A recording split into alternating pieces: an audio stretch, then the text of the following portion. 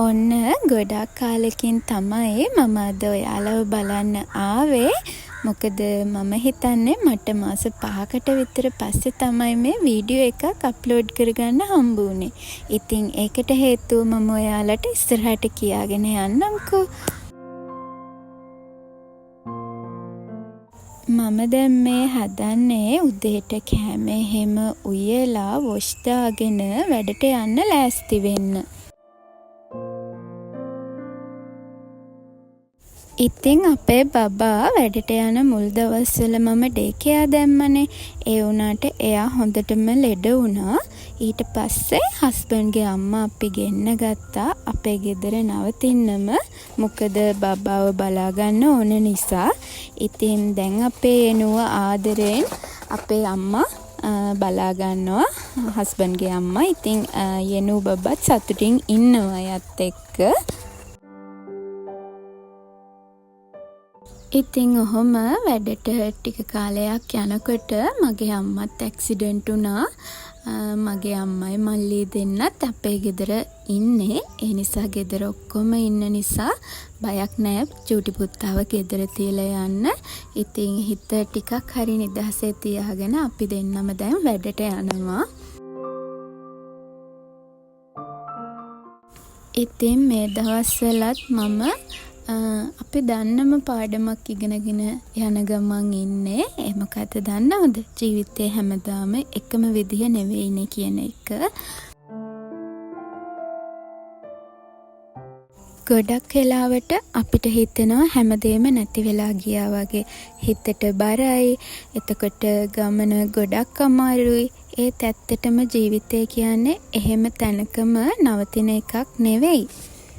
ඉතින් ජීවිතේ වෙනස් වෙනවා සමහර වෙලාවට අපිට හිතනවට වඩා හොඳටම.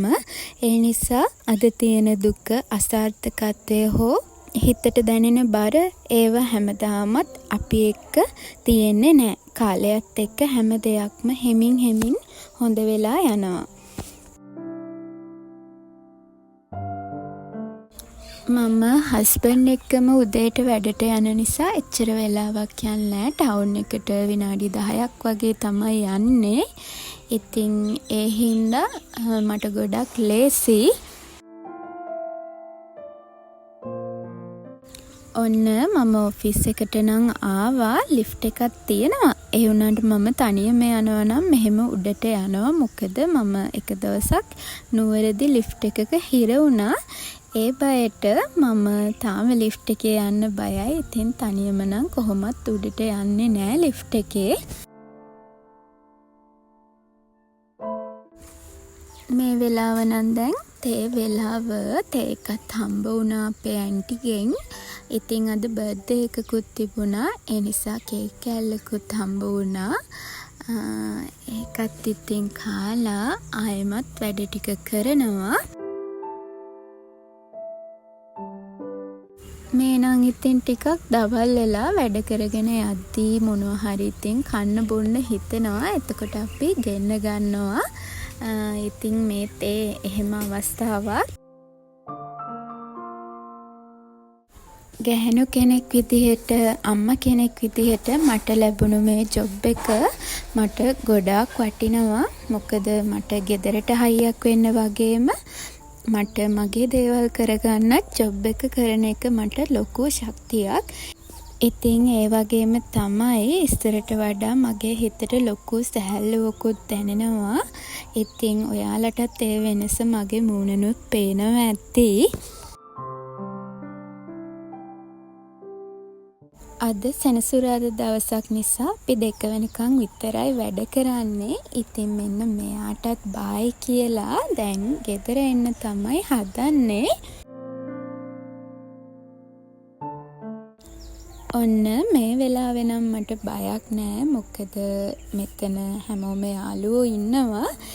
හවස නම් මම ගොඩක් වෙලාවට ගෙදර එන්නේ බස් එකේ. ඉතින් ඔන්න ගෙදර ආවම මේ දෙන්න බලන්නකෝ.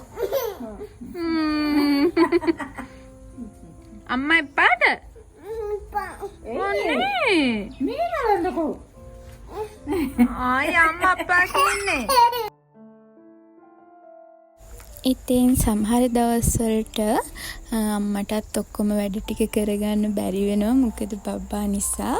එහෙම දවස්වලට ඉතින් මමත් ඇවිල්ලා උයන්න උදව් කරනවා. රෑටත් උයලා මම වොෂ් එකක් දාගත්තා. මොකද චූටි වැඩ ටිකක් තියෙනවා ගෙදර ඇවිල්ලත් කරගන්න. මෙන්න මේ ටැග් මට කලින් ඉඳන්ම යවන්න ඕන නංගි කෙනෙක්ට තමයි යවන්නේ. මොකද මන් දන්නවා එයා මට ගොඩාක් ආදරෙයි.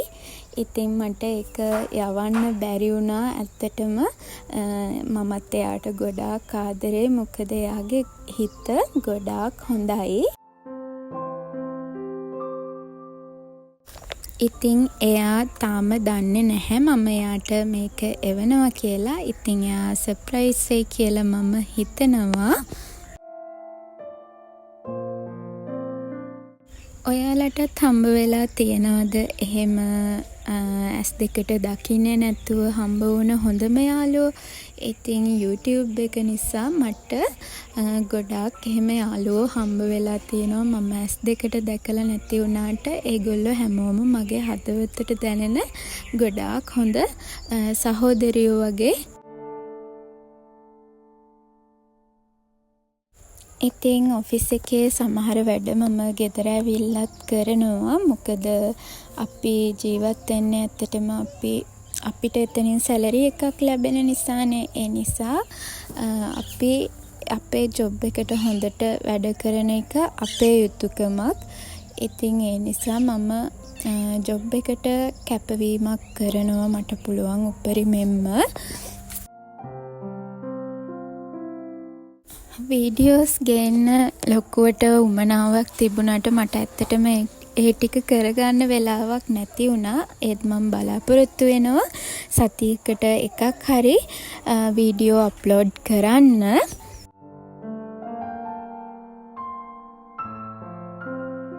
ඉඳන් වැඩ කරලා චුට්ටක් ඉතින් හිතටයි ඇඟටයි දෙකටම මහන්සිනේ. ඒ නිසා මම චුට්ටක් වත්ත පැත්තට එහෙම ආවා. තාම මෙන්න මේ මල් නම් පිපිලා තියෙන්නේ. මං ආසයි මේ මල් වලට. මොකද මල් ගොඩාක් පිපෙනවා මේ වගේ. ඉතින් මම ආයෙත් ලස්සන වීඩියෝ එකක් අරන් එන්නම්. පුළුවන් තරම් ඉක්මනින්ම මං ගැන මගෙන් අහලා බලපු හැමෝටම ගොඩාක් ස්තුතියි. ඉතින් ආයෙත් හමු වෙනකල් හැමෝම පරිස්සමෙන් සතුටින් ඉන්න. ආදරෙයි හැමෝටම.